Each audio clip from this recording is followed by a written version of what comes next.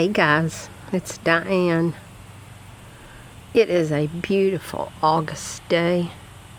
It's the end of August in North Alabama. The weather is so cool. Do you see my bed of... They used to be daylilies, but they're all gone. It is so beautiful when they're blooming. They're yellow and orange. I guess I'll have to wait till next year. Okay, let me get up. Am I worried about a storm blowing away my tiny house? Well, not really. This porch is attached to my house. So that's hanging it in place, don't you think? And this porch, that is an incline with a handrail for when I get, well, I use it now. Well, who am I kidding? I use it now. But this is attached to my shed. That's on this side, on the back side. So now let's go down to the end of the house. I don't know how this looks in the bright sun, but I watched a tornado come across that field when I lived across the fence in the bigger house. But we had a tornado shelter, and the tornado came through our front yard and missed us. This is the end of my house, which faces west, where all of the wind will come from. I think that's pretty well anchored. It's a screened-in porch that has been attached to my tiny house. And I know you can't see the post because I have an underpinning around it. But the posts go into the ground at least 2 foot with cement. It's well anchored.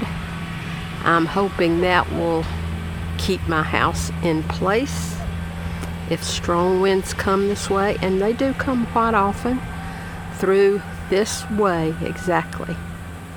And when we have tornadoes, they come from this way too. And we are kind of in a path of tornadoes. Okay, Quinn is standing here beside me. He's going, "What are you talking about?" Yeah. Okay, let's go to the front.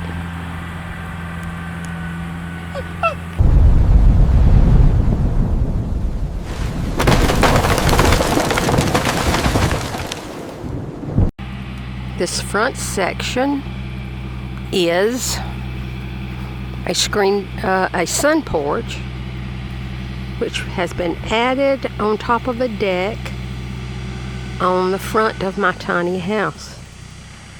If that's not anchoring it down, I don't know what is. I left the end of the porch open so I could have a little private porch, which I love. And another thing, you probably can't see it because it's very small here, but I did not get it underpinned. I used cement board. Do y'all know what that is? It comes in 5x3 sheets, 5x4 maybe. And I hired a guy just to cut up the cement board, and it's screwed into the bottom of the house all the way around, so wind cannot get under it and little critters can't get under it. When I first moved in, I had armadillos get under my house, and they make such a racket. My tiny house is sitting on a bed of gravel. But they would get under there and dig holes, and I could hear them. So I had the underpinning put in later, and I finally stained it brown to match all of my posts. Okay, so is my tiny house gonna blow away in a storm? I don't know. If it's a tornado, I don't think anything's gonna save it if it's hit by a tornado. Am I worried about being here when it's stormy? No. Here's my daughter's house. See if I can zoom in. I don't know if I can. That's zooming out. On her carport, I will show you later when I tour her home, we have a storm shelter, a tornado shelter that is screwed into her cement driveway. Anyway, I'm going to leave you with a picture of my Quinn. He got groomed last week and he looks so much better. Quinn, you want to go in? Oh, by the way, he can't hear. Okay, I will see you next time. Love coming your way, and I'm hoping my little tiny house stays in place.